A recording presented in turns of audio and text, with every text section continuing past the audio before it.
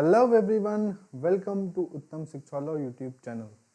दोस्तों, Indian contract act video series के पिछले वीडियो में हमने डिस्कस किया था कि ऑफर क्या होता है, उसकी डेफिनेशन क्या होती है। उसकी डेफिनेशन को बहुत ही डीप में डिस्कस किया था और टाइप्स ऑफ ऑफर हमने पिछले वीडियो में देख लिया था।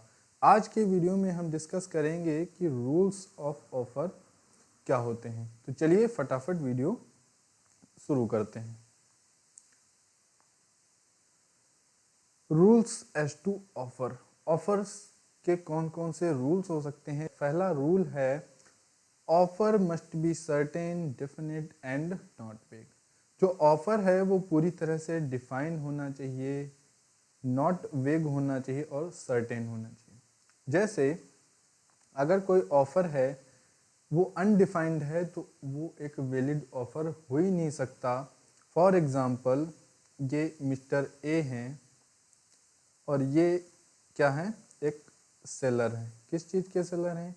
ये भाई साहब मस्टर्ड ऑयल सेल करते हैं, ये कोकोनट ऑयल सेल करते हैं, ये हेयर ऑयल सेल करते हैं। मतलब ये एक ऑयल सेलर हैं और ये इतने इतने टाइप के ये ऑयल सेल करते हैं, राइट।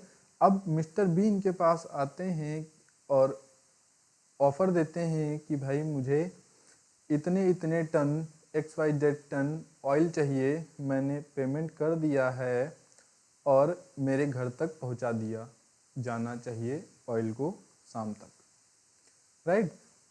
बी ने ऐसा बोला सेलर को और चला गया।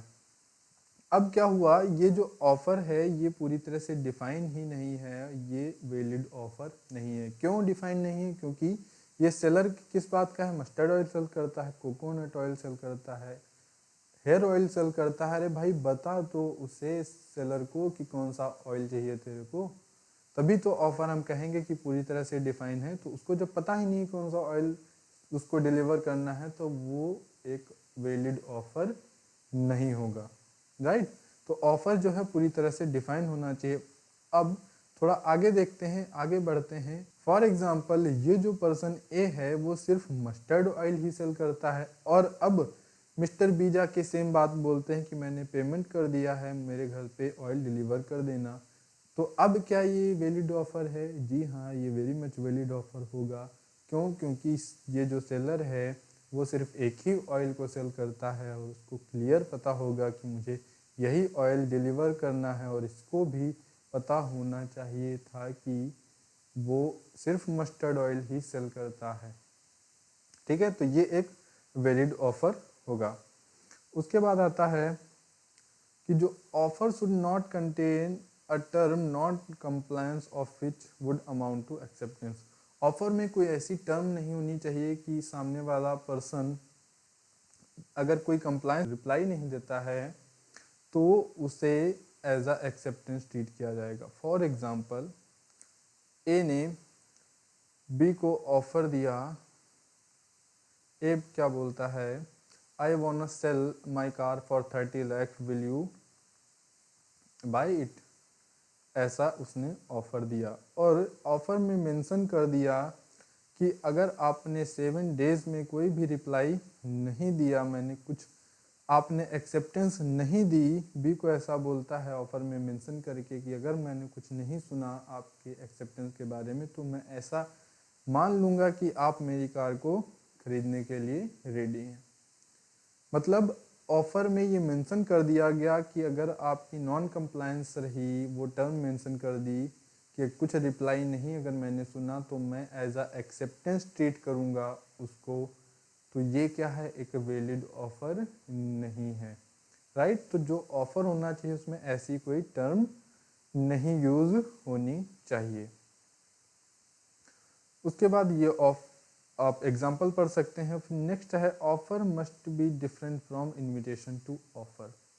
जो ऑफर है वो पूरी तरह से डिफरेंट होना चाहिए, किससे? इनविटेशन टू ऑफर से। ऑफर हम समझते हैं क्या होता है, इतने टाइम से हम यही डिस्कस कर रहे हैं। पिछले वीडियो में हमने डिस्कस किया ऑफर क्या होता है। इनविटेशन टू ऑफर क्या होता है कि ऑफर देने के लिए आपको इनवाइट किया जा रहा है। मतलब आप समझिए ज़रा कि ये एक शोरूम है और इसका ओनर कौन है, मिस्टर ए हैं सपोज करिए। यहाँ पे बहुत सारे इस शोरूम में क्लोथ्स लगे हुए हैं, ठीक है। पर्सन बी जाता है इस शोरूम में और एक शर्ट को देखता है और उसका प्राइस कितना था, 3000 रुपये उसका प्राइस है। पर्सन बी उसको सिलेक्ट करता है और उसको कैश काउंटर के पास लेके जाता है और बोलता है कि सर मैं इस शर्ट को 3000 रुपये में खरीदने के लिए रेडी हूँ, क्या आप बेचोगे। अब ए को जो उसका ओनर है या कह लीजिए जो कैश काउंटर है इसके बिहाफ पे काम कर रहा है, उसको ये एक्सेप्टेंस देनी है कि यस मैं आपको इस शर्ट को 3000 रुपये में बेचने के लिए रेडी हूँ। समझ रहे ना, 3K पे वो शर्ट खरीदना है उसको, तो बी ने ऑफर दिया है और ए ने क्या किया, यहाँ पे इनविटेशन टू ऑफर दिया है।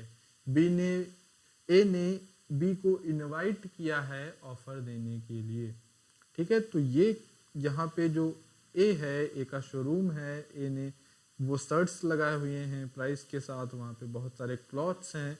अब वो इनवाइट कर रहा है कि कोई भी पर्सन आके वो बोल सकता है उसको कि मैं इस प्राइस पॉइंट पे ये क्लॉथ खरीदने के लिए रेडी हूँ, क्या आप मुझे वो शर्ट या कोई भी क्लॉथ बेच सकते हैं, ठीक है। तो जो ऑफर है वो इनविटेशन टू ऑफर से अलग होना चाहिए।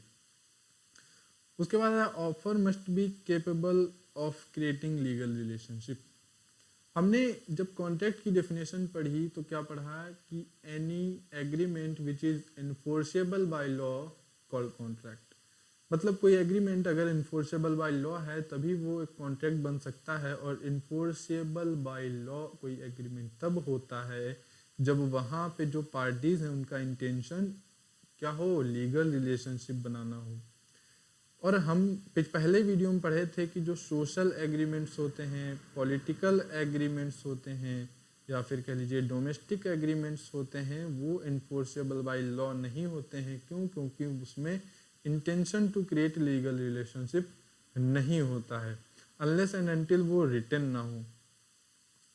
अगर वो रिटन है, सोशल, पॉलिटिकल या डोमेस्टिक एग्रीमेंट, कोई भी एग्रीमेंट अगर रिटन है तो वो इन्फोर्सेबल बाय लॉ हो भी सकता है। और जो कॉमर्शियल एग्रीमेंट होते हैं वो हमेशा इन्फोर्सेबल बाय लॉ होते हैं। क्यों? क्योंकि वहाँ लॉ ऐसा प्रिज्यूम करता है कि वहाँ पे intention to create legal relationship हमेशा रहती है। तो जो ऑफर है वो ऐसा होना चाहिए कि जिसपे जो पार्टीज हैं वो लीगल रिलेशनशिप बना सकें, राइट। और कोर्ट के थ्रू वो इन्फोर्सेबल होना चाहिए, वो इन्फोर्सेबल बाय लॉ होनी चाहिए। उसके बाद आता है special terms of an offer must be communicated to offeree. जो भी ऑफरी है उसको स्पेशल टर्म्स जो हैं कॉन्ट्रैक्ट से रिलेटेड वो कम्युनिकेट होनी चाहिए। उसको पता होना चाहिए कि किसी ऑफर में जो स्पेशल टर्म्स हैं उसको वो फॉलो भी करना है, ठीक है। उसके लिए वो बाउंड भी होगा। अगर उसको नहीं पता है उन टर्म्स के बारे में तो उनको फॉलो करने के लिए वो बाउंड नहीं होगा, राइट। फॉर एग्जाम्पल इसी को आगे बढ़ाते हैं। यहाँ पे सपोज करिए मिस्टर बी को क्या मिला, एक बिल मिला, और शर्ट उसने खरीदा था ना बी ने, और उसको एक बिल मिला, और बिल पे बैक साइड में क्या लिखा था, टर्म्स एंड कंडीशंस लिखी हुई थी। किस बात के लिए? कि अगर आपको शर्ट को रिटर्न करना है तो आपको विद इन 2 डेज आना पड़ेगा। बी जो है वो बैक साइड नहीं देखता है, उन टर्म्स एंड कंडीशंस को नहीं पढ़ता है, और घर चला जाता है, और 7 दिन के बाद आता है और कहता है कि मुझे इस शर्ट को रिटर्न करना है, एक्सचेंज करना है। तो उसको वहाँ पे बोला जाता है कि सर आप पीछे मुड़ के देखिए, थोड़ा पलट के देखिए उस बिल को, वहाँ पे टर्म्स एंड कंडीशंस लिखी हुई हैं, उसमें बोला है अगर आपको रिटर्न कराना है या रिप्लेस कराना है तो आपको विद इन 2 डेज ही आना पड़ेगा। अब सर यहाँ पे क्वेश्चन ये है कि क्या इस बिल के पीछे जो भी टर्म्स एंड कंडीशन लिखी हैं उनको फॉलो करने के लिए मिस्टर बी बाउंड है या नहीं? क्या बाउंड है? नहीं। क्यों? क्योंकि जो बिल था, अगर वहाँ पे कुछ फ्रंट साइड पे ऐसा लिखा होता जैसे सी बैक, या फिर कोई ऐसा लोगो होता जो ये बता सकता है कि टर्म्स एंड कंडीशंस पीछे लिखी हुई हैं, तब वो पर्सन उनको पढ़ने के लिए बाउंड होता और उन्हें फॉलो करने के लिए बाउंड होता।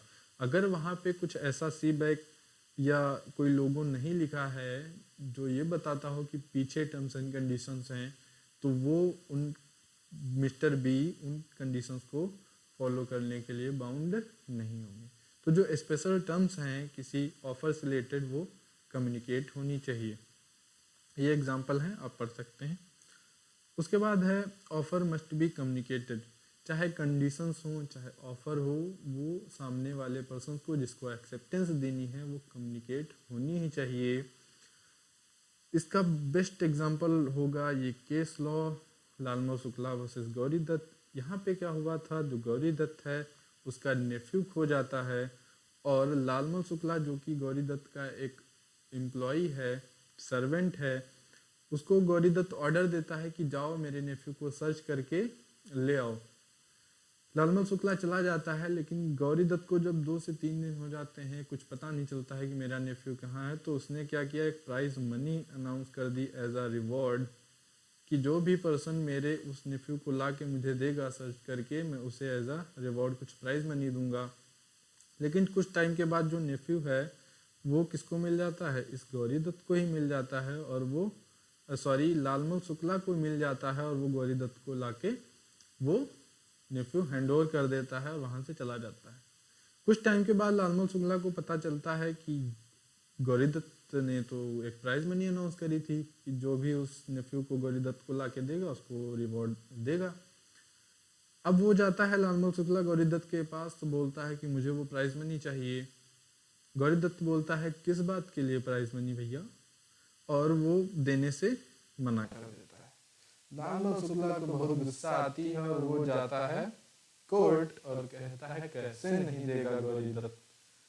कोर्ट जाता है, गौरी दत्त के अगेंस्ट केस करता है कि क्लेम करता है कि मुझे वो प्राइज मनी चाहिए। कोर्ट कहता है अच्छा भैया आप तो वहाँ प्रेजेंट नहीं थे लालमोहन शुक्ला, ना ही आपको नॉलेज था कि उस प्राइज मनी के बारे में कि अनाउंस करी गई है, आप तो ऐसे ही गए और आपको पता भी नहीं था वो प्राइज मनी अनाउंस करी गई है, आपको कोई नॉलेज भी नहीं था, आप उसको नेफ्यू को गौरी दत्त को देके चले भी गए, और बाद में आपको जैसे ही पता चला आप आके बोल रहे हैं कि मुझे वो प्राइज मनी चाहिए। तो कोर्ट ने क्या बोला, अगर आपको नॉलेज नहीं है, आप अगर वहां पे प्रेजेंट नहीं है, तो मतलब ऑफर जो था ये आपको कम्युनिकेट ही नहीं हुआ, इसीलिए आप इंटाइटल नहीं होंगे उस प्राइज मनी को लेने के लिए। राइट, ये जो केस लॉ है आप बहुत अच्छे से पढ़ सकते हैं मेरे नोट्स में, जो कि मेरे वेबसाइट पे मिलेगा, लिंक आपको डिस्क्रिप्शन बॉक्स में मिल जाएगा। ये इंस्टाग्राम है, ये लिंक्डइन है प्रोफाइल मेरी, आप वहाँ पे जाके हमको फॉलो कर सकते हैं। यूट्यूब चैनल पे तो आप ही हैं। Thank you for watching this video. Next video में हम एक्सेप्टेंस को डिस्कस कर रहे होंगे, तो आई होप आपको ये वीडियो पसंद आया होगा। मिलते हैं नेक्स्ट वीडियो में, टिल देन बाय बाय।